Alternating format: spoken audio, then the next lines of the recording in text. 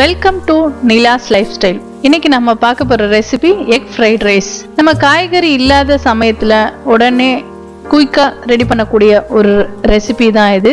So இதை சிம்பிளா டேஸ்டா எல்லாருக்கும் பிடிச்ச மாதிரி எப்படி பண்றதுன்னு பார்க்கலாம். வாங்க வீடியோக்குள்ள போகலாம்.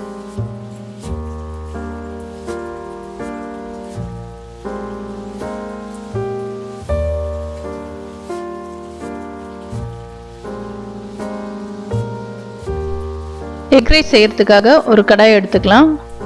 அதில் நமக்கு தேவையான அளவுக்கு ஒரு 5 டீஸ்பூன் அளவுக்கு ஆயில் சேர்த்துக்கலாம்.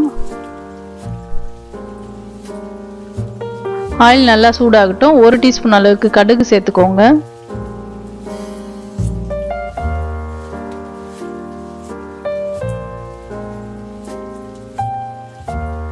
கடுகு நல்லா வெடிக்கட்டும். இதோட நம்ம 1 டீஸ்பூன் அளவுக்கு கடலைப்பருப்பு சேர்த்துக்கலாம். தாளிக்கிறதுக்காக 1 டீஸ்பூன் அளவுக்கு உளுந்து பருப்பு சேர்த்துக்கலாம். இப்போ இதோட 2 நறுக்கி வச்ச பச்சை மிளகாவை சேர்த்துக்கலாம். சேர்த்து நல்லா கலந்து விட்டுக்கோங்க.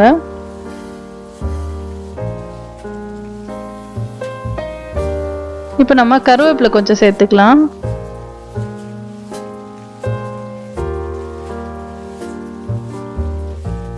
இப்போ எல்லாமே நல்லா நமக்கு ப்ரௌனிஷாக வதங்கிடுச்சு. இப்போ எடுத்து வச்சிருக்க 4 வெங்காயத்தையும் இந்த மாதிரி நீல வாக்கில் கட் பண்ணி சேர்த்துக்கோங்க. அப்போ தான் நமக்கு சாப்பிடும் போது வெங்காயம் கிடைக்கும், நல்லா இருக்கும் டேஸ்ட்டாக. இது வதங்கிறதுக்காக 1 டீஸ்பூன் அளவுக்கு உப்பு சேர்த்து நல்லா வதக்கி விட்டுக்கோங்க.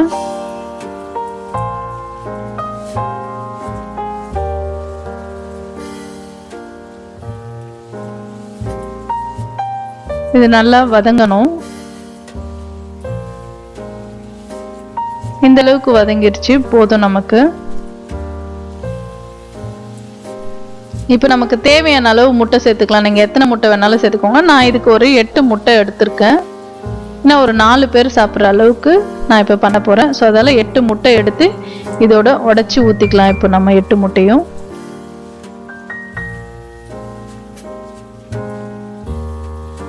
எக் ரைஸ்க்கு எப்பவுமே இந்த எக்கும் பெப்பரும் தான் டேஸ்ட்டே கொடுக்கும்.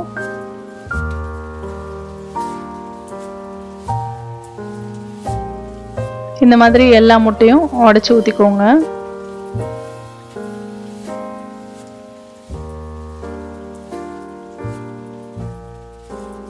முட்டையை உடனே கிளறி விடாத, கொஞ்சம் பாயில் ஆகும்போது நீங்கள் மிக்ஸ் பண்ணி விட்டிங்கன்னா நமக்கு அந்த முட்டையோட இது பபிள்ஸ் நல்லா கிடைக்கும்.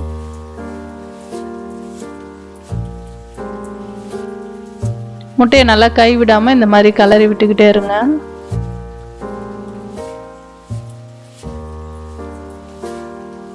நமக்கு இந்த மாதிரி வர வரைக்கும் நல்லா கலரி விடுங்க.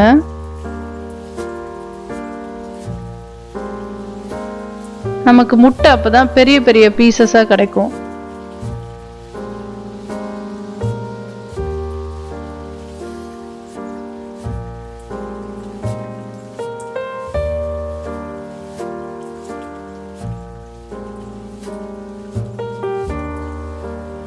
நமக்கு வீட்டில் காய்கறி எதுவுமே இல்லை, முட்டை தான் இருக்குன்னும் போது நம்ம ஒரு லஞ்சோ இல்லை டின்னரோ கூட இதை சாப்பிட்லாம்.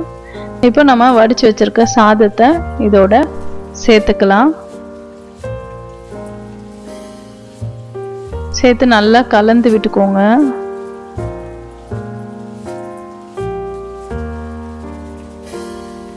சாதத்தோட இந்த ஆனியன் முட்டை எல்லாமே நல்லா மிங்கிள் ஆகிற அளவுக்கு கலந்து விட்டுக்கோங்க.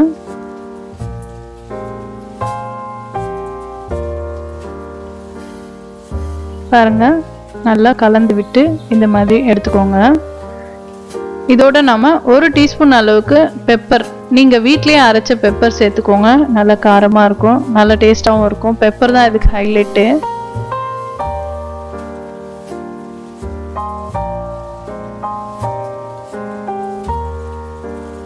நமக்கு எக் ரைஸ் ரெடி ஆயிருச்சு.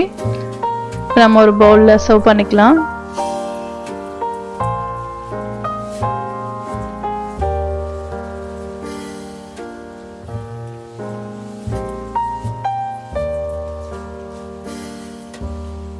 இந்த எக் ரைஸ் உங்களுக்கு பிடிச்சிருந்தனா வீடியோவை சப்ஸ்கிரைப் பண்ணுங்க, லைக் பண்ணுங்க, ஷேர் பண்ணுங்க, கமெண்ட் பண்ணுங்க.